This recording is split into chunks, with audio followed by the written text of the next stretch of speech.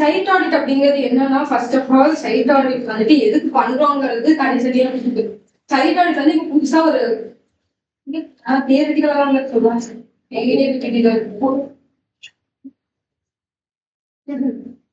ஒரு எரர் வரப்ப சொல்றேன். அப்ப லாஸ்டா வந்து நான் பண்ணது என்ன, ஓகே சைட்டோட ஹெல்த் ஸ்கோர் வந்துட்டு நீங்க பாக்குறதுக்காக தான் சைட் ஆடிட்.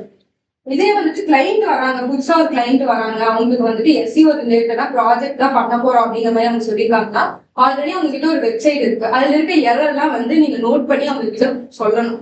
இந்த எரர் இருக்கு, அதனால பேஜோட டிராபிக் வந்துட்டு உங்களுக்கு அதிகம் இருக்குது, சைட் வந்து உங்களுக்கு ப்ராப்பரா இல்ல, அதோட ஹெல்த் ஸ்கோர் வந்துட்டு கம்மியா இருக்கு, அப்புறம் வந்து டெக்னிக்கல் இஷ்யூ இருக்கு, ரோபோட்டிக்ஸ்ல வந்துட்டு எரர் இருக்கு அப்படிங்கறதெல்லாம் கண்டுபிடிச்சு நீங்க அவங்க கிட்ட சொன்னா மட்டும்தான் கிளைண்டா உள்ள முடியும். ஏன்னா அவங்க உங்ககிட்ட மட்டும் ப்ரப்போசல் வாங்க மாட்டாங்க. மோர் தென் 5 கம்பெனிஸை வந்து கண்டிப்பா அவங்க அப்ரோச் பண்ணியிருப்பாங்க. ஸோ ஒவ்வொருத்தங்களா பாக்குறப்போ உங்களோட பிரசன்டேஷன் எப்படி இருக்குன்றத பார்த்துட்டு தான் ஒரு கிளைண்ட் உள்ள வராங்களா இல்லையா அப்படிங்கிறது மீன் பண்ணும். ஸோ அந்த சைஸ்ல வந்துட்டு என்னென்ன எரர் இருக்கு அப்படின்னா, டெக்னிக்கல் எரர் இருக்கும், SEO normal on page error இருக்கும், பேக்லிங்ஸோட இருக்கும், கண்டென்ட்டோட குவாலிட்டி ரொம்ப கம்மியா இருக்கும், திங்க் கண்டென்ட்ஸா இருக்கலாம். இது எல்லா இஷ்யூனாலையும் உங்களுக்கு வந்துட்டு ஒரு பேஜ் முன்னாடி வராது. இப்போ 404 வந்து நிறைய இருந்ததுன்னா பவுன்ஸ் ரேட் அதிகமா ஆச்சு அப்படின்னா சைட் வந்து எல்லா பேஜஸும் பின்னாடி போகிறது.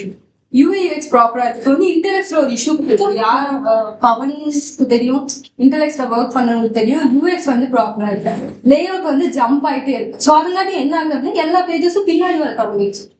ஃபர்ஸ்ட் பேஜ்ல செகண்ட் பொசிஷன்ல இருந்த பேஜஸ் எல்லாமே 25th 35th அந்த பொசிஷன் போயிடுச்சு. ஸோ இது one of the main reason வந்துட்டு லே அவுட்டும் சொல்லலாம், இல்லை வந்து தீம் இஷ்யூன்னு சொல்லலாம், இல்லை எஸ்இஓ அப்டேட்னு சொல்லலாம். இந்த மூணுல ஏதோ ஒண்ணுதான். லே அவுட்ஸ் வந்து ஜம்ப் ஆகுது. போன்ல பாத்தீங்கன்னா தெரியும், அது ஜம்ப் ஆகுறப்ப யூசரோட எக்ஸ்பீரியன்ஸ் ப்ராப்பரா இருக்காது. கூகுளும் நோட்டீஸ் பண்ணி அது வந்து ரெட் ஃபிளாக் ஆச்சு. ஸோ இதுதான் வந்து மெயின் ரீசன். ஸோ இந்த கிளாஸ்ல வந்து என்ன பாக்குறோம் அப்படின்னா, எஸ்இஓவோட ஆடிட் வந்து எப்படி பண்றோம், பேசிக்கா வந்து எப்படி ஆப்டிமைஸ் பண்றோம், அந்த ஒருவேளை நம்ம சைட் ஆடிட் கொடுக்குறோம் அப்படின்னா அதுல என்னென்ன வந்து நம்ம மெயினா ஃபோக்கஸ் பண்ணணும் அப்படிங்கிறது. நெக்ஸ்ட் மேனுவலாவும் டூல் பேஸ்ட் ஆடிட்டுக்கும் என்ன டிஃபரன்ஸ் அப்படிங்கறது நம்ம பார்ப்போம். டைப் ஆஃப் ஆடிட்ல வந்து மொத்தமா உங்களுக்கு 6 இருக்கு. டெக்னிக்கல் எஸ்இஓ ஆடிட் அப்படிங்கிறது வந்து வெப்சைட்டோட பெர்ஃபார்மன்ஸ், கிராலிங், இண்டெக்ஸிங் இதெல்லாம் வந்துட்டு பாக்குறது. கிரால் பண்ணதுக்கு அப்புறம் தான் இண்டெக்ஸ் பண்ணும். ஆமா, கிராலிங் நடந்துட்டு தான் இண்டெக்ஸ் நடக்கும். ஆனா நீங்க வந்துட்டு இண்டெக்ஸே பண்ணலன்னா கூட அது கிரால் ஆகிடும். ஏன்னா நீங்க வந்துட்டு டொமைன் வாங்கி அதுலதானே பண்ணிருப்பீங்க. ஸோ எல்லா கீவேர்டையும் அது கிரால் பண்றப்போ ஆட்டோமேட்டிக்கா ஆகிடும். பட் டைம் வந்து ஜாஸ்தி இருக்கும். இன்னைக்கு நீங்க அப்டேட் பண்ணீங்கன்னா வித்தின் 1 வீக்ல வந்துட்டு உங்களுக்கு அப்டேட் ஆயிடலாம், இல்லாட்டி அது ஒரு 1 month மேபி எடுத்துக்கலாம். டைம் டியூரேஷன் வந்துட்டு உங்களுக்கு சேஞ்ச் ஆகும். நெக்ஸ்ட் ஆன் பேஜ் எஸ்இஓ ஆடிட்ல வந்துட்டு மெட்டா டைட்டில், கண்டென்ட்டோட structures, internal link, external link, இது எல்லாமே வந்துட்டு உங்களுக்கு கீவேர்டோட டென்சிட்டி அதுல தான் வரும். இப்போ ஒரு பேஜ் வந்து 1000 வேர்ட்ஸ் இருக்கு அப்படின்னா 1% ஆஃப் கீவேர்ட்ஸ் வந்து நீங்க வச்சிருக்கணும். ஸோ 10 times வந்து நீங்க ரிப்பீட் பண்ணிருக்கீங்க, அந்த சேம் பேஜ் வந்து நீங்க ரிப்பீட் பண்ற மாதிரி இருக்கும். ஸோ இது எல்லாமே வந்து நீங்க செக் பண்ணுவீங்க.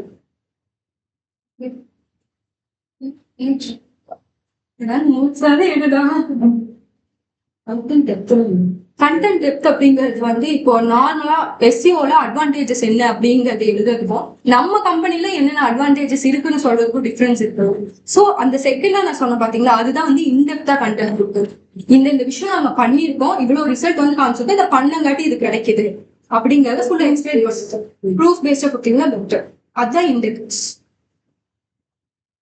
ஆஃப் பேஜ் எஸ்இஓட ஆடிட்ல வந்து நீங்க என்ன பாப்பீங்க அப்படின்னா, டொமைனோட ஸ்கோர் வந்துட்டு மெயினா செக் பண்ணுவீங்க. அந்த ஸ்கோர் வச்சுதான் அந்த சைட் வந்து எப்படி போயிட்டு இருக்கு அப்படிங்கறத நீங்க பார்க்க முடியும். ஒரு 15+ வந்து டொமைன் இருந்துன்னா கண்டிப்பா அது டாப் பொசிஷன்ல தான் இருக்கும், டாப் 5 பொசிஷன்ல தான் இருக்கும். இல்ல அது ஒரு 20 இருந்தும் அது செகண்ட் பேஜ் தேர்ட் பேஜ்ல இருக்குன்னா அந்த பேஜ் வந்து அவங்க கரெக்டா பராமரிக்கல, பேக்கிங் போடல, எங்கேயும் வந்து கண்டென்ட் சேஞ்ச் பண்ணிக்கல, லிங்க் எக்ஸ்சேஞ்ச் பண்ணிக்கல, இந்த மாதிரி நிறைய ரீசன்ஸ் வந்து இருக்கலாம். நீங்க எப்பவுமே வந்துட்டு ஒரு சைட்டு நல்லா ரன் ஆயிட்டு இருக்கணும், நல்ல ரேங்கிங் பொசிஷன்ல வரணும் அப்படின்னா பேக்லிங்ஸை கான்சென்ட்ரேட் பண்ணணும். அதுலதான் வந்துட்டு உங்களோட அத்தாரிட்டி ஸ்கோர் வந்து இன்க்ரீஸ் ஆகும், டொமைனோட வேல்யூ இன்க்ரீஸ் ஆகும், அத்தாரிட்டி ஸ்கோரும் இன்க்ரீஸ் ஆகும், ஹியூமன்ஸோட போக வர அந்த விஷயம் வந்துட்டு கரெக்டா இருக்கும்.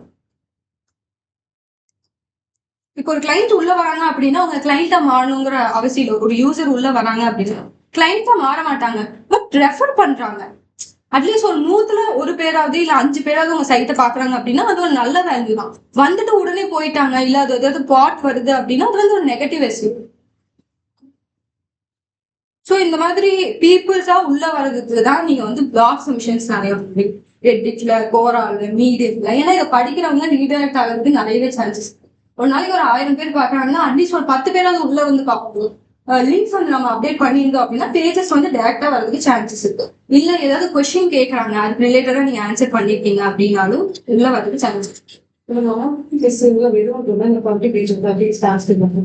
ஆமாடா, அதை தாண்டி உங்களால எதுவும் பார்க்கணும். டொமைனோட ஏஜ் வந்து நீங்க செக் பண்ணணும், எவ்வளவு இயர்ஸ் வந்து அவங்க இருக்காங்க அப்படின்ட்டு. ஆமாடா, சாரி, அது ஏஜ் வந்து அது ப்ராப்ளம் இல்ல. ரொம்ப வருஷமா ஒரு சைட் இருந்தது அப்படின்னா அது டக்குனு எஸ்இஓ பண்ணோம்னா முன்னாடி வரதுக்கு சான்சஸ் இருக்கும். ஏன்னா ஒரு டொமைன் வந்து 17 வருஷம் இருக்குன்னு வச்சுக்கோங்க. அந்த பேஜ் வந்து ரொம்ப வருஷமா கூகுள் ரெகக்னைஸ் பண்ணிட்டே இருக்கும். ஆனா அவங்க எந்த அப்டேட் கொடுக்காதங்காட்டி தான் அவங்க பின்னாடி இருக்காங்க. மேபி அந்த ஆன் பேஜ் ரெஃப்ரெஷ்மெண்ட் எல்லாம் பண்ணோம்னா முன்னாடி வரதுக்கு சான்சஸ். அதங்காட்டி தான் பேக்லிங்ஸ் பண்றப்ப டொமைன் ஸ்கோரும் ஏஜும் ஸ்பேம் ஸ்கோரும் செக் பண்ண சொல்றது. ஒரு பல வருஷமா இருக்க ஒரு சைட்ல நிறைய யூசர்ஸ் வந்து உள்ள வரதுக்கு சான்சஸ் இருக்கு. ஸோ அதுல நீங்க பிளாக் அப்டேட் பண்ணீங்க அப்படின்னா உங்களுக்கு டிராபிக் குட் டிராபிக்ஸ் வந்துட்டு வரும். இல்ல நேற்று தான் அவங்க ஸ்டார்ட் பண்ணிருக்காங்க அப்படின்னா ஆல்ரெடி அவங்க வந்து அட்வர்டைஸ்மெண்ட் பிளாட்ஃபார்ம்ல தான் அவங்களே வந்து அட்வர்டைஸ்மெண்ட் பிளாட்ஃபார்ம்ல தான் தேடிட்டு இருப்பாங்க. நீங்க உள்ள போனீங்கன்னா ஸ்பேம் சர்வர். நெக்ஸ்ட் பிஏபிஏ செக்கர்ல ஒரு டூல் இருக்கு, பிஏபிஏ செக்கர் அப்படின்ட்டு. அந்த டூல்ல போடுன்னா ஏஜ் வந்து நிற்கும், டொமைனோட ஏஜ். ஸ்பேம் வந்து வர டிராபிக், அந்த டொமைன், இது எல்லாத்தையும் சேர்த்துதான். ஒருவேளை அந்த பேஜ் வந்துட்டு எப்படி சொல்ற, நீங்க பேக்லிங்க் அப்டேட் பண்ணலாம், ஆனா அந்த பேஜ் வந்துட்டு இல்லீகல் சைட்டா இருக்கலாம். பேக்ல வேற ஏதாவது ஒர்க் நடந்துட்டு இருக்கலாம், முன்னாடி வந்துட்டு இப்படி காமிச்சிட்டு பின்னாடி வேற ஏதாவது நடந்துட்டு இருக்கும். ஸோ அந்த மாதிரியான சான்சஸ். Next content audit. இந்த கண்டென்ட் ஆடிட் வந்துட்டு இஇஏசி மெத்தட் ஞாபகத்துல இல்லையா? அத்தாரிட்டி,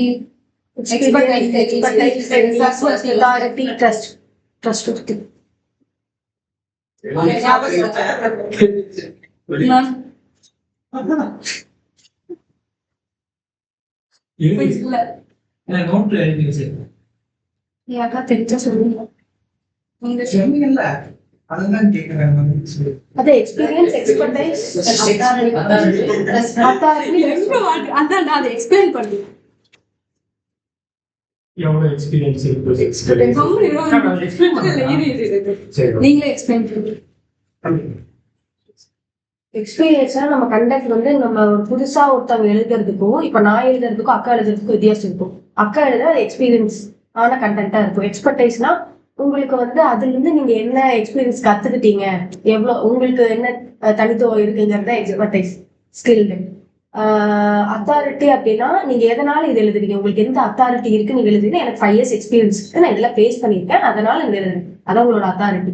ட்ரஸ்ட் வர்த்தி அப்படின்னா உங்களோட எப்படி சொல்றது, உங்களோட முன்னாடி எக்ஸ்பீரியன்ஸ் எங்கெங்களா ஒர்க் பண்ணிருக்கீங்க, அந்த ட்ரஸ்ட் வர்த்தி இவ்வளவு இருக்கு, அதனால நீங்க எழுதுறாங்க, உங்களுக்கு ஒரு ட்ரஸ்ட் வர்த்தி டிரான்ஸ்பரண்டா இருக்கு, அதான் ட்ரஸ்ட் வர்த்தி. சொல்லிட்டா சரி, இஇஏடி அப்படிங்கிறது ஃபர்ஸ்ட் வந்து எக்ஸ்பீரியன்ஸ் வந்து நீங்க பண்ணுங்க. எக்ஸ்பீரியன்ஸ் அப்படிங்கிறது உங்களோட சைட் எவ்வளவு இயர்ஸ் வந்து எக்ஸ்பீரியன்ஸ் இருக்கு, அதுதான் வந்து டொமைன் ஏஜா வந்து கன்சிடர் ஆகுது. எவ்வளவு பீப்புள்ஸ் உள்ள வராங்க, நீங்க போட்ட பேக்கிங் வந்து உங்களுக்கு எப்படி ஹெல்ப்ஃபுல்லா இருக்கு. நெக்ஸ்ட் வந்துட்டு உங்களோட ஸ்பேம் ஸ்கோர் இருக்கு, இதுதான் வந்து எக்ஸ்பீரியன்ஸ் வரும். எக்ஸ்பர்டைஸ் அப்படிங்கிறது கண்டென்ட் ரிலேட்டடா வருது. ஒரு பர்சன் இருக்காங்க அப்படின்னா அந்த கம்பெனியை பத்தி இன்டெப்தா எழுதுறதுக்கும் நார்மலா இப்படி ஒரு கம்பெனி இருக்குன்னு எழுதுறதுக்கும் டிஃபரென்ஸ் இருக்கும்.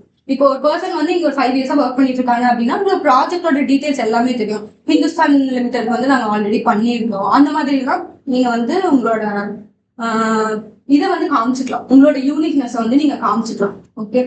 எக்ஸ்பர்டைஸ். ட்ரஸ்ட்வர்த்தி அப்படிங்கிறது என்னன்னா உங்களோட பேஜ்ல எவ்வளவு பீப்புள்ஸ் உள்ள வராங்க, அவங்க வந்து ட்ரஸ்டடான பீப்புள்ஸா அப்படிங்கிறது ஒண்ணு. இன்னொன்னு ட்ரஸ்ட்வர்த்தினஸ் அப்படிங்கிறது உங்களை பத்தி நீங்க காமிச்சுக்கிறது, உங்களோட சர்டிபிகேட் என்ன, உங்களோட வேற எப்படி சொல்றது, நீங்க எந்தெந்த இடத்துல வந்துட்டு நல்ல ரெகக்னைசேஷன் உங்களுக்கு வச்சிருக்கு, அந்த ட்ரஸ்ட்வர்த்திங்கிற ஒரு சில பேட்ச் எல்லாம் வந்து கீழே வச்சிருப்பாங்க, சர்டிபிகேட்ஸ், இதெல்லாம் வந்துட்டு ட்ரஸ்ட்வர்த்தினஸ்ல வரும். அத்தாரிட்டி வந்துட்டு என்ன மீன் பண்ணுது அப்படின்னா உங்களோட அத்தாரிட்டினஸ் வந்து எவ்வளவு இருக்கு, உங்களோட டிராபிக் வந்துட்டு நல்ல டிராபிக்கா வருதா, இதெல்லாம் வந்து மீன் பண்றது அத்தாரிட்டிஸ். ஞாபகம் வந்துருச்சா? நீ இந்த கிளாஸ்ல தானே இருக்க, ஓகே தானே? நீ ஏதாவது ப்ராப்ளம் இருக்கு? மத்தியானத்துக்கு மேல இப்படி ஆயிரும்.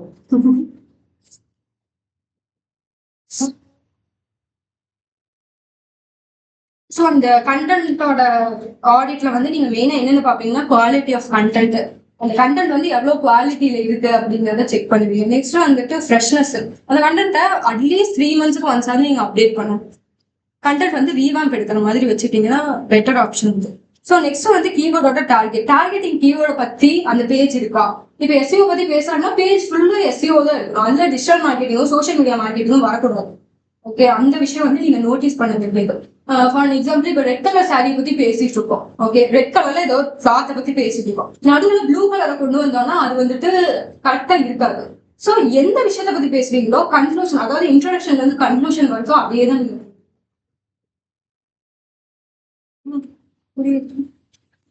நோட்ஸ் எடுக்கிறீங்க. சரி, ஓகே. யூஎக்ஸ் டிசைனும் யூஎக்ஸ் டிசைன் ஆடிட்ல வந்து என்னென்ன பாப்பீங்க அப்படின்னா லே அவுட்ஸ் மெயினா வந்து செக் பண்ணுவீங்க. மொபைலோட லே அவுட் எப்படி இருக்கு, டெஸ்க்டாப்ல பாக்குறப்ப லே அவுட் எப்படி இருக்கு அப்படிங்கிறது, பட்டன்ஸ் எல்லாம் கரெக்டா ஒர்க் ஆகுதா, இல்ல வந்துட்டு ஒரு சிலது வந்து ஜம்ப் ஆகுதா, இல்ல ப்ராப்பரா தான் இருக்கா அப்படிங்கறதெல்லாம் வந்து நீங்க செக் பண்ணணும். டெஸ்க்டாப்புக்கு ஒரு மாதிரி டிசைன் வச்சிருப்பாங்க, மொபைலுக்கு ஒரு மாதிரி டிசைன் வச்சிருப்பாங்க. அதோட சைஸை பொறுத்து மாறும். ஸோ அதெல்லாம் ப்ராப்பரா இருக்கா அப்படிங்கறத செக் பண்ணிக்கணும். டேப் இல்லைன்னா டேப்ல செக் பண்றது பெஸ்ட். இல்ல ஒரு சில கம்பெனி சாஃப்ட்வேர் கம்பெனி எல்லாம் பாத்தீங்கன்னா மோஸ்ட்லி வந்துட்டு லேப்டாப்ஸ் தான் யூஸ் பண்ணுவோம். இதே வந்து ப்ராடக்ட் பேஸ்னா போன்ல தான் நிறைய பேர் பார்ப்பாங்க. கிளாத்திங் ரிலேட்டடா இருக்கட்டும், இல்ல வந்துட்டு ஏதாவது ஆர்கானிக் ப்ராடக்டா இருக்கட்டும், இது மோஸ்ட்லி வந்து போன்ல தான் இது பண்ணுவாங்க. ஸோ போனோட சைஸ் வந்து ப்ராப்பரா இருக்கும், போனோட லேஅவுட்ஸ் எல்லாம் ப்ராப்பரா இருக்கிற மாதிரி பார்க்கணும். அப்பப்போ செக் பண்ணிக்கணும். இது வந்து சேஞ்ச் ஆகிறதுக்கு சான்சஸ் இருக்கு. உள்ள சிஎஸ்எஸ்ஓ ஜாவாவோ புதுசா அப்டேட் பண்ணியிருந்தோம் அப்படின்னா லேஅவுட் வந்து ஜம்ப் ஆகும். ஸோ அதெல்லாம் செக் பண்ணி டெவலப்பர் கிட்ட ப்ராப்பரா கோஆர்டினேட் பண்ணி அதை காம்படிட்டர் ஆடிட். இந்த காம்படிட்டர் ஆடிட்ல வந்துட்டு நீங்க பெர்ஃபார்மன்ஸ் வந்து கம்பேர் பண்ணி எழுதிங்க. அவங்களோட அத்தாரிட்டி ஸ்கோர் எவ்வளவு இருக்கு, நம்மளோட அத்தாரிட்டி ஸ்கோர் எவ்வளவு இருக்கு, அவங்களோட டொமைன் என்ன, நம்மளோட டொமைன் என்ன. பேக்லிங்ஸ் வந்து அவங்க 12K போட்டிருக்காங்க, அப்ப நம்ம 5K தான் போட்டிருக்கோம். குவாலிட்டி ஆஃப் பேக்லிங்ஸ் வந்து இன்க்ரீஸ் பண்ணணும். அந்த மாதிரியான கம்பேரிஷன் வந்து நீங்க பண்ணணும். இதுதான் வந்து டைப்ஸ் ஆஃப் சைட் ஆடிட். இவ்வளவு நேரம் சொன்னதை வந்து எக்ஸ்பிளைன் பண்ணு. ஏன் உனக்கு புரியலையா? உனக்கு புரிஞ்சுதா? சரி சொல்லு. சரி, ஆன் பேஜ்ல வந்து ஆன் பேஜ் ஆடிட்.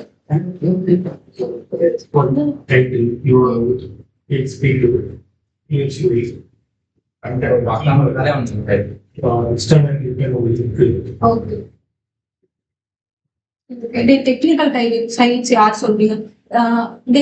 எங்க பேர் கௌஷிக். நீங்க சொல்றேன் டெக்னிக்கல் சைடு எஸ்இஓல என்னென்ன பாப்பீங்க? ஏன்னா நீங்க டேப் பார்க்கலாம். அப்புறம் மெட்டா ஆன் பேஜ்ல டெக்னிக்கல் எஸ்இஓல என்னென்ன பாப்பீங்க? லாக் சப்மிஷன் அது ஆஃப் பேஜ்ல வச்சுக்கலாம்.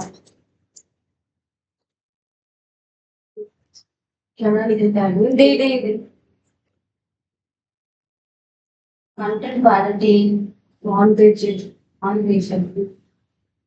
technical SEO. robot, Inside your robot.txt. Okay.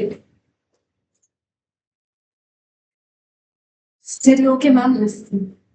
Index தான். இண்டெக்ஸிங் இவங்க சொல்றாங்க பாரு. இண்டெக்ஸிங் அப்புறம் ஃபர்ஸ்ட் ஒரு இது இருக்கு மெக்கானிக்கல். அது இன்னொன்று இருக்கும் இல்லடா, இன்னொன்று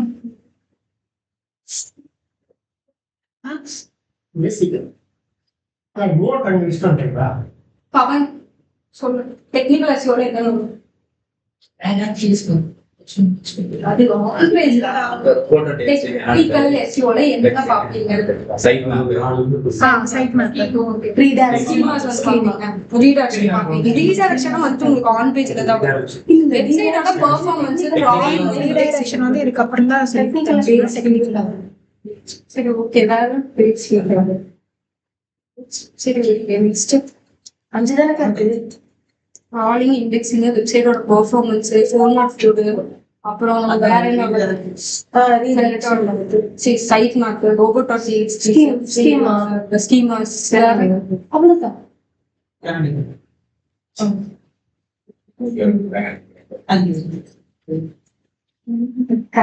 ஓகே. கண்டென்ட் ஆடிட்ல பூமிகா அதான் பேஜ் கண்டது ரேப் யூஸ் கண்டென்ட் ஆடிட்டா இஏடி எக்ஸ்பீரியன்ஸ் அது கிரியேட்டி மெத்தட். அப்புறம் குவாலிட்டி ஆஃப் கன்டென்ட் அதுதான். சரி சரி ஓகே.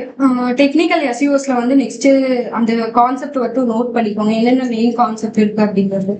ப்ராப்ளம் வந்துட்டு மெயினா வரும். இதுக்கு யூஸ் பண்ற டூல்ஸ் வந்து சொல்ற நோட் பண்ணிக்கோங்க.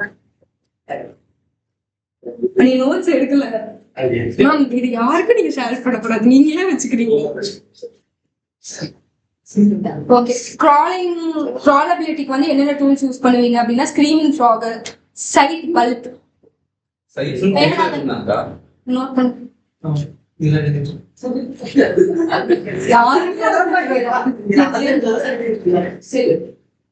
ப்ராபபிலிட்டிக்கு வந்து ஸ்கிரீமிங் ஃப்ராக் வந்து மெயினா யூஸ் பண்ணுவீங்க. சைட் பல்ப்னு ஒன்று இருக்கு, SITE PULP.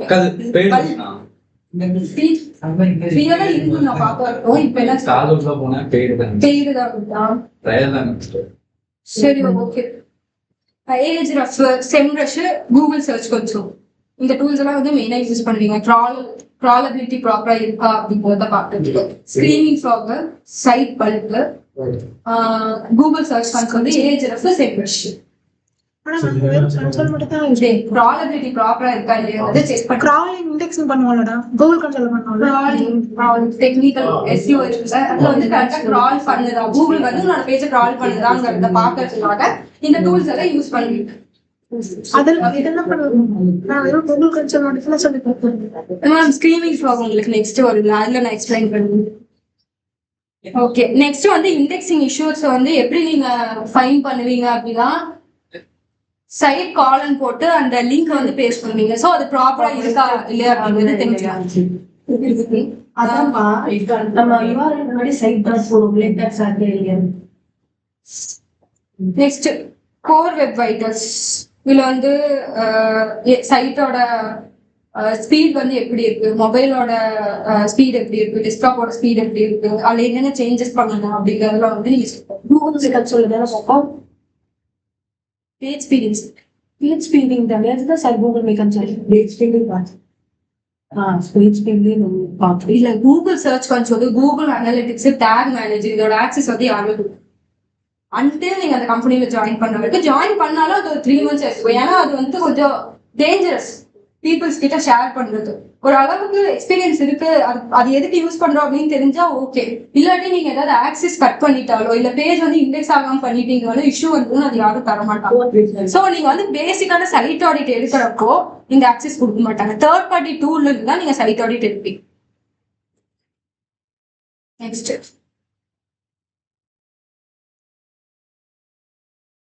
செக்யூரிட்டியை வந்து செக் பண்றது, HTTPS இருக்கா இல்லையா அப்படிங்கறத செக் பண்றது வந்து டெக்னிக்கல் எஸ்இஓ ரொம்ப இம்பார்ட்டன்ட்.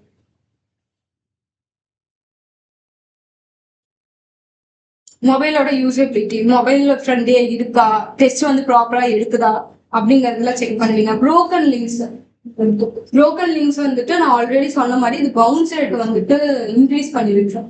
ஸோ அதனால என்ன பண்ணோம் அப்படின்னா 404 வந்து இல்லாத மாதிரி பார்த்தோம். 404, 301, 302 ப்ராப்ளம் இல்லை. 404 வந்து இல்லாம ரெக்டிஃபை பண்றது அது வந்து ரீடைரக்ஷன் பண்ணிட்டு இருக்கோம். இப்போ வந்து நீங்க வேர்ட்பிரஸ் யூஸ் பண்றீங்க அப்படின்னா அதுக்கு வந்து ஒரு பிளகின் இருக்கு, அதை வச்சு நீங்க ரீடைரக்ட் பண்ணி விட்டுரும். இல்ல அப்படின்னா டெவலப்பர்ஸ் கிட்ட தான் கொடுக்கும். அது வந்துட்டு PHP இருக்கு அந்த மாதிரி இருக்குன்னா நீங்க டெவலப்பர்ஸ் கிட்ட சொன்னீங்கன்னா ரீடைரக்ட் பண்ணி விட்டுரும். So, what next on page எஸ்சிஓல என்னென்ன மெயினா நீங்க பாப்பீங்க அப்படின்னா டைட்டில் டேக், அதோட லென்த் வந்து யாருக்கு தெரியும், மெட்டாவோட டைட்டிலும் மெட்டாவோட டிஸ்கிரிப்ஷனும்.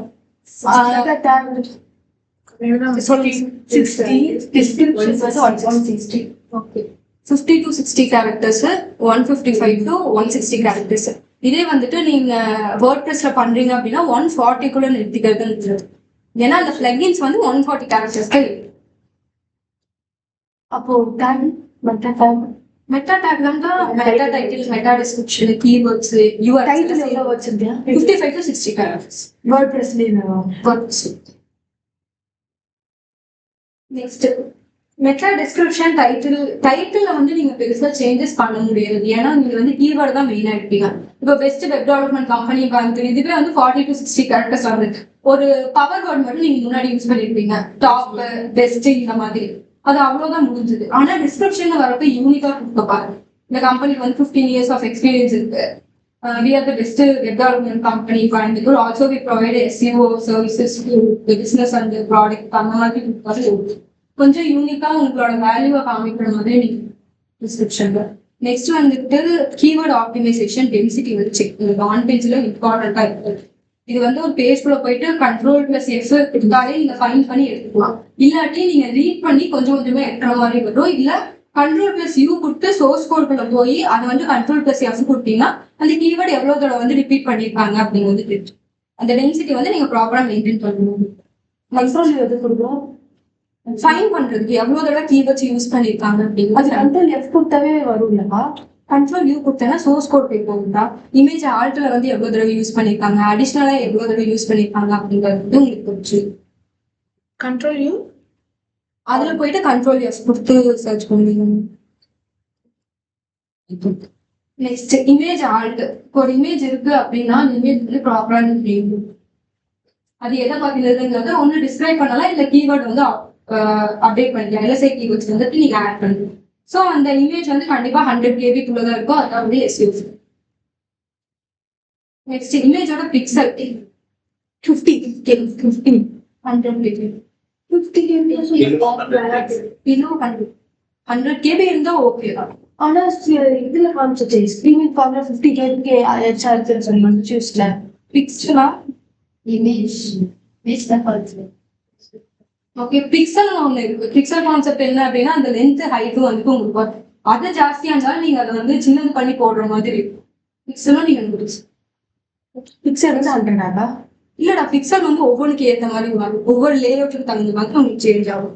நெக்ஸ்ட் வந்துட்டு இன்டர்னல் லிங்கோட ஸ்ட்ராட்டஜி. இதை வந்து கிளஸ்டர் மெத்தட்னு சொல்லுவாங்க. அதாவது ப்ராப்பரா வந்து ரீடைரக்ஷன்ஸ் கொடுக்குறது. இப்போ ஹோம் பேஜ்ல வந்து ப்ராப்பரா வந்து அந்த பேஜுக்கான லிங்க் வந்து எங்க போகணும் அப்படிங்கிறது. எல்லா பேஜ்லயும் ஹோம் பேஜ் வைக்கிறது நல்லது. சர்வீஸ் பேஜஸ்ல இருக்கு பார்த்தீங்களா, அதெல்லாம் வந்துட்டு ஹோம் பேஜ் நீங்க அட்டாச் பண்றது. இப்போ இந்த மாதிரி ஸ்ட்ராட்டஜியா நீங்க வந்து இன்டர்னல். Next canonical URL. கெனானிக்கல்னா என்ன நீங்க சொல்லுங்க. ஒரு மெயின் பேஜ் இருக்கு, அதே மாதிரி இன்னொரு பேஜ் இருக்கு, டூப்ளிகேட் பேஜ். இண்டெக்ஸ் கெனானிக்கல் அப்படின்னா ஒரு பேஜ் மாதிரி இன்னொரு பேஜ் பண்ணிருக்கோம். எது ஒரிஜினல் பேஜோ அதை நம்ம கெனானிக்கல்னு மென்ஷன் பண்ணா இன்னொரு பேஜ் டூப்ளிகேட் ஆகுது. இந்த பேஜ் மட்டும் இண்டெக்ஸ் ஆகும், இன்னொரு பேஜ் விட்டு. கெனானிக்கல் டேக் அப்படிங்கிறது வந்து டூப்ளிகேட் ஆகாம சொன்ன மாதிரி தான். அது வந்து எக்ஸாக்டா என்ன URL இருக்கோ அதே தான் அங்க பேஸ்ட் பண்ணுவீங்க. ரெண்டு கண்டென்ட்லயும் ஒரே மாதிரி போட்டிருக்க. இப்போ ஒரு பிளாக் எழுதுறீங்க அப்படின்னா ரெண்டு ஒரே மாதிரியே கண்டென்ட் இருக்கு. இல்ல வந்துட்டு ஒரு பேஜ்ல வந்து அதே டெஸ்டிமோனியே எல்லா பேஜ்லயும் ரிப்பீட் பண்ணிருக்கீங்க அப்படின்னா அதை கண்டுபிடிக்கிறதுக்காக எது ஒரிஜினல் கொடுக்கறதுக்காக நீங்க கெனானிக்கல் டேக் யூஸ் பண்ணுவீங்க. என்ன URL இருக்கோ அது வேற கீழே வந்து பேஸ்ட் பண்ணுவீங்க கெனானிக்கல். ஸோ ஸ்கீமா மார்க்அப்ஸ் இது வந்து ஆன் பேஜ்ல வருது. ஸ்கீமா வந்து நீங்க ஜென்ரேட் பண்ணி கொடுவீங்க பாத்தீங்கன்னா 5 types of schemas இருக்கு. என்னென்ன இருக்கு? Principal, review, executive, product, article. அப்படின்னு சொல்லுங்க. இதுல வந்து நம்ம வெப்சைட் பார்க்கணும். ஸோ 5 types of schema இருக்கு. செக் பண்ணி கொடுத்தோம். நெக்ஸ்ட் ஆன் பேஜ் SEO இருக்கிற என்னென்ன டூல்ஸ் அப்படின்னா ஏஜ் இருக்கு, செக்மென்ஷன், ஸ்கிரீமிங் ஃப்ராக். ஸ்கிரீமிங் ஃப்ராக் வந்து நீங்க மெயினா ஆன் பேஜ் பண்ணி யூஸ் பண்ணுவீங்க. ஆஃப் பேஜ் ஆன் இருக்கு. ஆஃப் பேஜ் ஆடிட்ல வந்து நீங்க மெயினா என்னென்ன பாப்பீங்க அப்படின்னா குவாலிட்டி வைசஸ் குவான்டிட்டி அப்படிங்கிற ஒரு விஷயம். ஓகே, நீங்க எவ்வளவு பேக்லிங் போட்டிருக்கீங்க அப்படிங்கிறது முக்கியம் இல்லை, எவ்வளவு குவாலிட்டி ஆஃப் பேக்லிங் போட்டிருக்கீங்க அப்படிங்கிறது தான் இம்பார்ட்டன்ட். ஒரு நாளைக்கு ஒரு பிளாக் நீங்க போட்டாலும் அதுல ஃபுல்லா வந்துட்டு ரிசர்ச் பண்ணி நீங்க போடணும். பேசிக்கா ஒரு கான்செப்ட் கிடைச்சிருச்சு, சாட்ஜிபில இருந்து கண்டென்ட் கிடைச்சிருச்சுங்கிறத பேஸ் பண்ண விட்டுட்டு கொஞ்சம் யோசிச்சு அதோட இன்டெப்ட்னஸ் புரிஞ்சுட்டு நீங்க கண்டென்ட் போடுறது நல்லது. நெக்ஸ்ட் ஸ்பாம் ஸ்கோர்ஸ் வந்து எவ்வளவு இருக்கு, சோஷியல் சிக்னல்ஸ் வந்துட்டு இருக்கா, பிராண்ட் வந்து மென்ஷன் பண்ணிருக்குமா, இது எல்லாமே வந்து சோஷியல் சயின்ஸ் அப்படிங்கிறது வந்து இப்போ ஒரு ப்ரொஃபைல் கிரியேஷன் பண்றீங்கன்னா அந்த ப்ரொஃபைல் கிரியேஷன்ல வந்து சோஷியல் மீடியாவோட லிங்க்ஸ் வந்துட்டு கேட்கும், நோட்டீஸ் பண்ணிருக்கீங்க. ஸோ அதெல்லாம் வந்து ப்ராப்பரா நீங்க கொடுக்கும். அப்போ உங்க சோஷியல் மீடியாவை பூஸ்ட் ஆகிறதுக்கு சான்சஸ். ஸோ இதான் வந்து சோஷியல் சிக்னல்ஸ். பிராண்ட் மென்ஷன், ஒவ்வொரு தடவை நீங்க பேக்லிங் போடுறப்போ பிராண்டை மென்ஷன் பண்ணுங்க. சோஷியல் எமிஷனோட signals. Next content audit. Content ஆடிட்ல வந்து அவுடேட்டட் கண்டென்ட் இல்லாம பார்க்கணும். நான் புது அப்டேஷன்ஸ் வந்து வரணும். அதனால தான் வந்து ஆன் பேஜ் எஸ்இஓல வந்து பிளாக் வந்து நம்ம மந்த்லி ட்ரைஸ் வந்து அப்டேட் பண்ணுவோம். ஒரு மாசத்துக்கு 3 ஆன் பேஜ் பிளாக் வந்து பண்ணுவோம். புது பிளாக் வந்து அப்டேட், பழைய பிளாக் அப்படியே தான் இருக்கும். ஆனா நீங்க புதுசா பிளாக் வந்து அப்டேட் பண்ணிட்டு அந்த மந்த்ல வந்து எது நிறைய பேசுறாங்க, சோஷியல் மீடியால வந்து எது நல்லா ட்ரெண்டா போயிட்டு இருக்கு, எஸ்இஓ ரிலேட்டடா இல்ல சோஷியல் மீடியா ரிலேட்டடா அந்த மாதிரி எடுத்து நீங்க அப்டேட் பண்ணுங்க. ஃபார் எக்ஸாம்பிள் இப்போ ஐடி கார்ட்ல வந்துட்டு பாத்தீங்கன்னா புதுசா ஏதாவது கோர்ஸ் வந்து இன்ட்ரடியூஸ் பண்றாங்க அப்படின்னா அதை பத்தி நீங்க பேசலாம். ஓகே, இதுல இன்டெலெக்ட்ல பாத்தீங்கன்னா ஏதாவது பிசினஸ்ல புதுசா ஏதாவது விஷயம் பண்ணிருப்பாங்க, மேபி அவங்களோட இன்கம்ஸ் வந்து ஜாஸ்தி வந்திருக்கா, ப்ராஜெக்ட் ஏதாவது இன்ட்ரடியூஸ் பண்றாங்க, இதை பத்தி வந்து நீங்க பேசலாம். நெக்ஸ்ட் யூஐ யூஎக்ஸ் டிசைனோட ஆடிட்ல வந்து என்னென்ன பாத்தீங்க அப்படின்னா பேஜோட லோடிங் ஸ்பீடு ரொம்ப இம்பார்ட்டன்ட். 3 செகண்ட்ஸ்க்குள்ள வந்து அது லோட் ஆகுது, மொபைல் ஆகட்டும் இது டெஸ்க்டாப் ஆகட்டும். அப்புறம் வந்து அது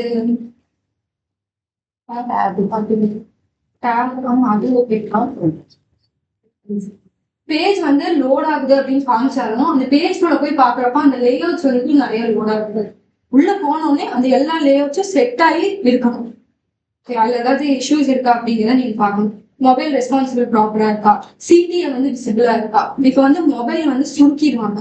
டெஸ்க்டாப் அப்படிங்கிறது இவ்வளவு பெரிய டேப்ல அவங்க பண்றது, மோஸ்ட்லி வெப் டெவலப்மெண்ட்டும் லேப்டாப்ல தான் பண்ணுவாங்க.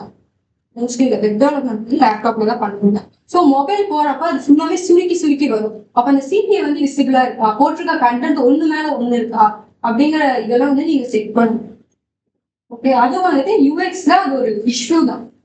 ப்ராப்பரான ஃப்ளோ இருக்கா, இப்படி மூவ் பண்ணா அது வந்து லெஃப்ட் அண்ட் ரைட் மூவ் ஆகுதா, இது வந்து ஸ்டேபிளா தான் இருக்கா, ஸ்மூத்னஸ் இருக்கா, இது எல்லாமே நீங்க செக்.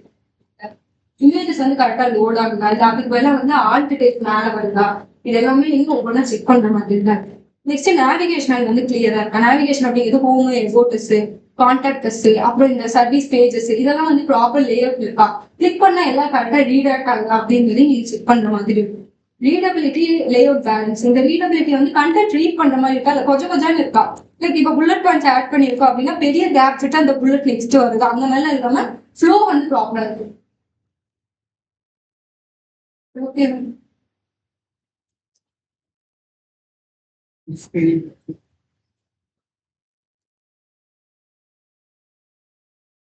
ஒரு சைட் ஆடிட்ல வந்து மெயினா என்னென்ன பண்ணுவீங்க அப்படின்னா ஒரு சைட்டோட ஓவர்வியூ எடுத்தோடனே கொடுப்பீங்க. இந்த சைட் வந்து எப்ப இன்ட்ரடியூஸ் பண்ணது, இல்ல என்னென்ன பண்ணிட்டு இருக்காங்க, இந்த சைட்டோட ஆப்ஜெக்டிவ் வந்துட்டு என்ன அப்படிங்கிறது சொன்னீங்க. இப்போ இன்டெலெக்ட்ஸ் இருக்கு அப்படின்னா இது வந்து 2 years ஓல்டான ஒரு கம்பெனி. இங்க வந்துட்டு ப்ராடக்ட் அண்ட் சர்வீஸ் வந்துட்டு நம்ம டிஜிட்டல் மார்க்கெட்டிங் பண்ணிட்டு இருக்கோம், வெப் டெவலப்மெண்ட் பண்ணிட்டு இருக்கோம், end to end service provide பண்ணிருக்கோம். நம்மளோட ஆப்ஜெக்டிவ் வந்துட்டு என்ன அப்படின்னா ப்ராடக்ட் பேஸ், சர்வீஸ் பேஸ் அவங்க எல்லாத்துக்குமே வந்துட்டு எப்படி சொல்றது ஒரு ப்ரொமோஷனல் ஆக்டிவிட்டிஸை நம்ம மெயினா கான்சென்ட்ரேட் இருக்கோம். ஸோ இந்த மாதிரி வந்து எக்ஸ்பீரியன்ஸ் ஒரு ஆர்கானிக் ப்ராடக்ட்னா அவங்க எவ்வளோ இயர்ஸ் வந்து இருக்காங்க, என்னென்ன ப்ராடக்ட்ல வந்து ஸ்பெஷலைஸ்டா இருக்காங்க, இந்த மாதிரி எல்லாம் நீங்க ஓவர்வியூ போகும்.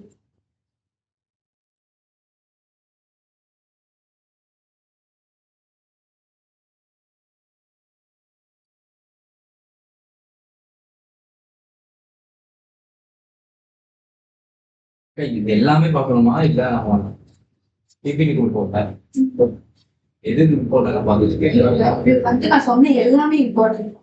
இதுல வந்து அது இல்லைன்னா ப்ராப்ளம் இல்லை. அந்த எரர் இல்லை. இப்போ மெட்டா டேட்டா மெட்டா டிஸ்கிரிப்ஷன் இருக்குன்னா ப்ராப்ளம் இல்லை. லாஸ்ட் டைம் இங்க ஒரு பிபிடி அது எப்படின்னா வந்துட்டு எது முதல்ல பார்க்கறது எப்படின்னா நமக்கு ஸ்கிரீனிங் ப்ராப்ளம் போடணும்னா அது ஒரு டெக்னிக்கல் அதெல்லாம் அதே மாதிரி மெட்டா டெக்னிக்கல் சொல்லிட்டு அந்த ஆர்டர் செட் பண்ணி பார்த்தீங்க இதே ஸ்கிரீனிங் ப்ராப்ளம் ஓவராலாக வந்துடும். ஆனா என்ன பஞ்சாயத்துனா எது ஃபர்ஸ்ட் பிபிடி போட்டு எக்ஸ்பிளைன் பண்ணுவாங்க. ஓகே, இந்த சைட் ஆடிட்டே வந்துட்டு மொத்தம் 3 விதமா பிரிப்பீங்க. High priority, medium priority, low priority. இதுல வந்து என்னென்ன எரரை வந்து நீங்க ப்ரியாரிட்டைஸ் பண்ணலாம் அப்படிங்கறத எக்ஸ்பிளைன் பண்றேன். நோட் பண்ணிக்கோங்க. ரெக்கார்ட் பண்ணிட்டு நோட்ஸ் எடுத்துட்டு ரெக்கார்ட் பண்ணிட்டு இருக்கேன். பேக்ல ரெக்கார்ட். ஸோ இஷ்யூஸ் வந்து இப்போ ஹை ப்ரையாரிட்டியில வந்து என்னென்ன அப்படின்னா, இஷ்யூஸ் வந்து டைரக்டா வெப்சைட்லயும் வந்துட்டு அஃபெக்ட் பண்றது தான் வந்துட்டு இந்த ஹை ப்ரையாரிட்டியில இருக்கும். இது வந்து மெயினா வந்து ஒரு வெப்சைட் இருக்கு, ஆனா வந்து இண்டெக்ஸ் ஆக மாட்டேங்குது. மேபி ரோபோடெக்ஸ் வந்து ப்ராப்பரா இல்லாம இருக்கலாம், இல்ல வந்து ஏதாவது இம்பார்ட்டன்ட் பேஜ் வந்து ரோபோடெக்ஸ்ல பிளாக் ஆயிருக்கலாம். ஃபார் எக்ஸாம்பிள் இப்போ ஹோம் பேஜ் பிளாக் ஆயிடுச்சு அப்படின்னா அது வந்து ஒரு டொமைன் பேஜ்னு சொல்லுவாங்க. மிச்சம் எந்த பேஜுமே வந்து உங்களுக்கு ரேங்க் ஆகும். அது ரோபோடெக்ஸ்னால எந்த பேஜுமே வந்து ரேங்க் ஆகும். Okay, next missing or broken site map. Site map வந்து இருக்குல்ல, அந்த சைட் மேப் வந்து ப்ராப்பரா அப்டேட் ஆகுதா அப்படிங்கிறத பார்க்கணும். உங்க கண்டென்ட் எல்லாம் சேஞ்ச் பண்ணிட்டு சைட் மேப் வந்து அப்டேட் பண்ணாம பேஜ் இண்டெக்ஸ் பண்ணாம விட்டோம்னா அது இஷ்யூ தான். இது வந்து மீடியமா இல்ல ஹைல தான் இருக்கும். ஹை இப்ப சொல்றது எல்லாமே ஹை. ஸோ சைட் மேப் வந்து ப்ராப்பரா அப்டேட் ஆகுதா அப்படிங்கறத நீங்க செக் பண்ணிக்கணும். நெக்ஸ்ட் ப்ரோக்கன் லிங்க்ஸ், 404 எரர்ஸ் எல்லாம் வந்து பேஜ்ல இல்லாம பார்க்கணும். மேபி 404 வந்தது அப்படின்னா ரீடைரக்ட் பண்ணிக்கணும். இப்போ ஒரு கம்பெனி இருக்கு, அது வந்து 10 years ஆஃப் எக்ஸ்பீரியன்ஸ்ல வந்துட்டு இருக்கு. ஆனா டக்குன்னு ஒரு பிளாக் பேஜ் வந்து காணாம போயிடுச்சு. உள்ள இருக்க கண்டென்ட் எல்லாம் வந்து மிஸ்மேட்ச் ஆகி காணாம போயிடுச்சு. 404 வருது அப்படின்னா நீங்க அதை வந்துட்டு ரீப்ளேஸ் பண்ணிதான் ஆகும். வேற ஹோம் பேஜுக்கோ இல்ல வேற ரிலேட்டடான பிளாக் பேஜ்க்கோ நீங்க ரீடைரக்ட் பண்ணிட்டு தான் ஆகணும் பெர்மனண்டா. இல்ல நீங்க வந்து அதுல ஏதோ ஒரு எக்ஸ்டர்னல் லிங்க் வச்சிருக்கீங்கன்னு, அந்த லிங்க் வந்துட்டு விக்கிபீடியால இருந்து எடுத்தது. ஸோ அந்த பேஜ் வந்து அவங்க ரிமூவ் பண்ணிட்டாங்க அப்படின்னா அது வந்து 404 போகும். ஸோ ஒண்ணு அந்த லிங்கை வந்து ரிமூவ் பண்ணி விட்டுருக்கும், அந்த எக்ஸ்டர்னல் லிங்கை ரிமூவ் பண்ணி விடணும். அதுக்கு ரிலேட்டடான வேற பேஜஸ் வந்து நீங்க அப்டேட் பண்ணுங்க. Next duplicate title and canonical issue. Canonical issue வந்துட்டு ப்ராப்பரா போடாம ஏதாவது டாட்டோ ஸ்லாஷோ மிஸ் ஆயிருந்தது அப்படின்னா அதுவும் வந்து டைரக்டான இஷ்யூல தான் வரும். ஓகே, ஹை ப்ரியாரிட்டியில தான் வைப்போம். ஸோ அதை வந்து நீங்க சேஞ்ச் பண்ணிடுங்க, இல்லாட்டி அது டூப்ளிகேட் பேஜ்ல போகும். நெக்ஸ்ட் சைட் வந்துட்டு கோர் வெப் வைட்டர்ஸ்ல வந்து கரெக்டா தான் காமிக்குது, 80+ தான் காமிக்குது. ஆனா பேஜுக்குள்ள போனா லேஅவுட் வந்து ப்ராப்பரா ஃபிக்ஸ் ஆக மாட்டேங்குது, ஜம்ப் ஆயிட்டே இருக்கு அப்படின்னா இதுவும் வந்துட்டு ஒன் ஆஃப் த இஷ்யூ தான். ஒன் ஆஃப் த இஷ்யூ இது வந்து ஆக்சுவலா ஒரு மெயினான இஷ்யூ. யூஎக்ஸ் வந்து யூசருக்கு ப்ராப்பரா இல்லைன்னா பவுன்ஸ் ரேட் ஆகும். ஸோ அந்த யூஎக்ஸும் வந்துட்டு நீங்க பார்த்து அதை சரி பண்ணுங்க. உங்களுக்கு இல்ல பேஜ் வந்து ரொம்ப ஸ்லோவா இருக்கு, லோடிங்கோட இஷ்யூ வந்து ஜாஸ்தி இருக்கு அப்படின்னா நீங்க பார்க்கணும். இந்த எஸ்எஸ்எல் சர்டிபிகேட் வந்து ரொம்ப இம்பார்ட்டன்டான டாபிக். இது வந்து ஒரு சர்டிபிகேட் தான். 1 year 2 yearக்கு வந்து நீங்க அப்கிரேட் பண்ணிட்டே இருக்கு. ஒண்ணு அப்கிரேட் பண்ணணும், இல்லாட்டி திருப்பி அந்த சர்டிபிகேட்டை வாங்கி நீங்க போகணும். செக்யூர் அப்படிங்கிறது வந்துட்டு ஒரு சர்டிபிகேட். அது வந்து நீங்க தனியா பே பண்ணி வாங்குற மாதிரி இருக்கு. காஸ்ட் ஒவ்வொரு கம்பெனிக்கு ஏற்ற மாதிரி வாங்கணும். ஸோ அது 1 year தான் அதோட வேலிடிட்டி இருக்கு அப்படின்னா அந்த 1 yearக்கு நீங்க திருப்பி வந்துட்டு அதை பே பண்ணி வாங்கி அப்ளை பண்ணணும். இல்லாட்டி அது வந்து எக்ஸ்பைரி ஆயிடுச்சுன்னா SSL HTTPSன்னு வராது, HTTP மட்டும்தான் போகும். ஸோ அது செக்யூர் இல்லாம போயிடும். உங்களோட டேட்டா வந்து ஈஸியா அவங்க எடுத்துக்கலாம். அதங்காட்டி அந்த சர்டிபிகேட் எப்போ வந்து வேலிடேஷன் முடியுது அப்படிங்கிற ப்ராப்பரா பார்த்து அதை நீங்க அப்டேட் பண்ணணும். இது வந்து இம்பார்ட்டன்ட் இஷ்யூ தான். Mobile usability errors. Mobile usability எரர்ஸ்ல வந்து என்ன ஆகும் அப்படின்னா சைட் வந்து ப்ராப்பரா மொபைல்ல வந்துட்டு காமிக்கல அப்படின்னா அது ஒரு இஷ்யூ. சிடிஎஸ் ப்ராப்பரா இல்லை, ரீடைரக்ஷன்ஸ் வந்து இஷ்யூவா இருக்கு, அதெல்லாம் வந்து இஷ்யூவா இதுவும் வந்து ஹை ப்ரையாரிட்டியில தான் வரும். நெக்ஸ்ட் சர்வர் எரர் 500 505 இந்த எரர்ஸ்லாம் வந்து பார்க்கணும். அப்போ சர்வர்ல ஏதோ இஷ்யூன்னு நம்ம வந்து சர்வர் வாங்கியிருப்போங்க, போர்டு அடிக்கிறோம், இந்த மாதிரி டொமைன் வாங்கியிருப்போம். ஸோ அவங்க வந்து ஏதோ இஷ்யூ இருக்குன்னா ஸோ அவங்களுக்கு கான்டாக்ட் பண்ணி மெயில் பண்ணி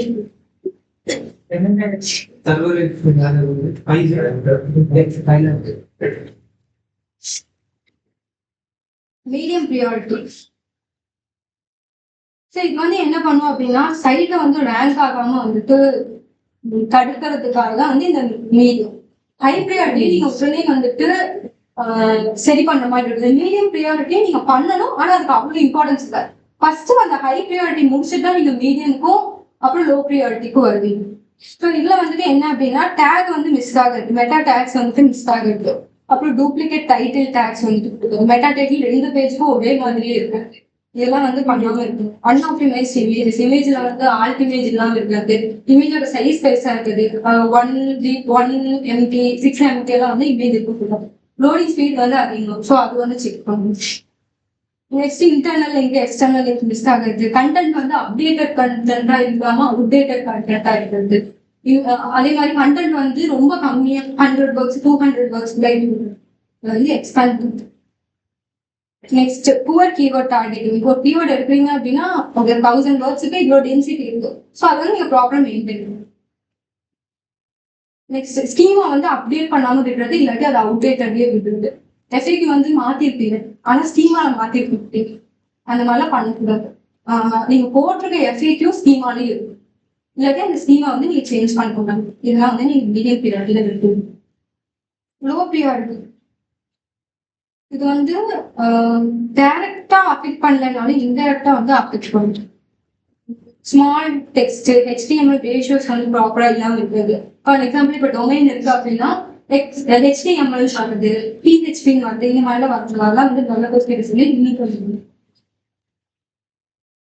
save icon, open graph tags இதெல்லாம் இல்லாம இருக்குது. சேவ் ஐகான் அப்படிங்கிறது தெரியும். இப்போ பேஜ் வந்து ஓப்பன் பண்றோம் அப்படின்னா அதோட சைட்ல வந்துட்டு ரைட் சைட்ல வந்துட்டு உங்களுக்கு லெஃப்ட் சைட்ல வந்து அதோட சின்ன லோகோ வந்துட்டு ஒரு பாக்குது, அதான் வந்து சேவ் ஐகான்.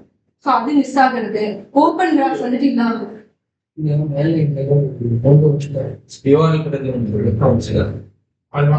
அது வரணும். வரலன்னா இஷ்யூ, அதே வந்து நீ சரி பண்ணணும். இல்ல இப்ப லோகோஸ் வந்து மாத்தி இருக்கீங்க அப்படின்னா அது வந்து நீங்க அப்டேட் பண்ணிடுங்க. வேர்ட்பிரஸ் தான் நீங்க பண்ணலாம். மோஸ்ட்லி டெவலப்பர்ஸ் நெக்ஸ்ட் கண்டென்ட் வந்து ரீடபிலிட்டியா இல்லையா இருக்கா இல்லையா அப்படிங்கறத செக் பண்றதுன்னா வந்து ஓகேயா இருக்கலாம். சைட் ஆடுக்கலாம் அப்படின்னா டவுன் செக் புரிஞ்சுதா? யாராவது இன்னும் புரியாம இருக்கா? அதான்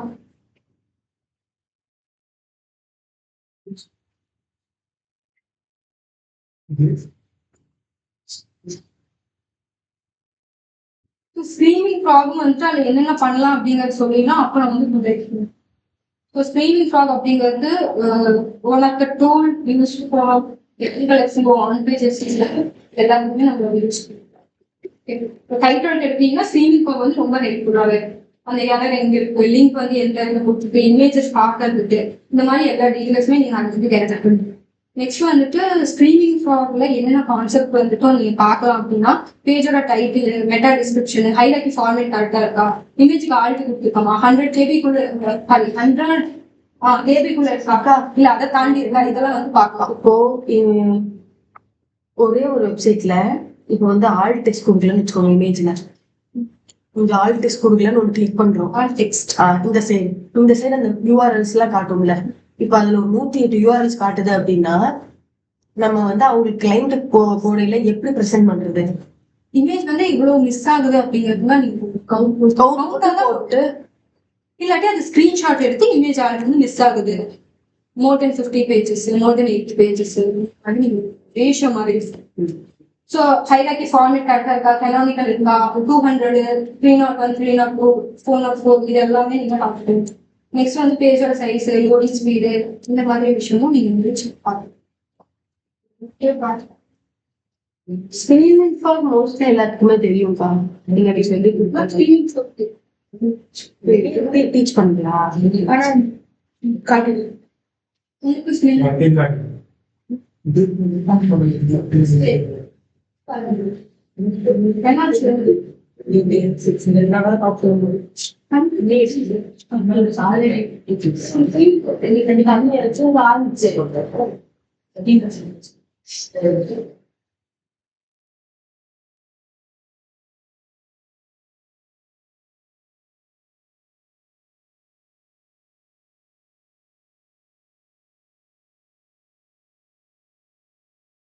ஏன் அது ஒரு சின்ன பிரேக் எடுத்து கண்டினியூ பண்ணுவாங்க.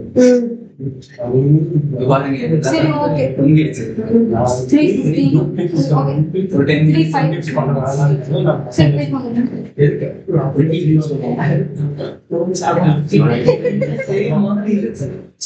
டீ குடிச்சிடலாம்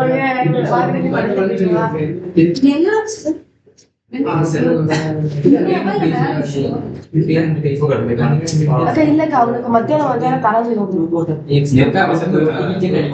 லைட்டா ஒரு செயின் மாதிரி இருக்கு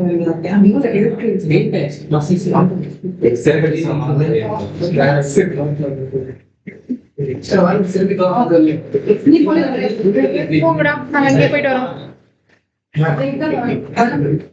ரேகா கீழே போவோம் 4 மணிக்கு தான் போவோம்.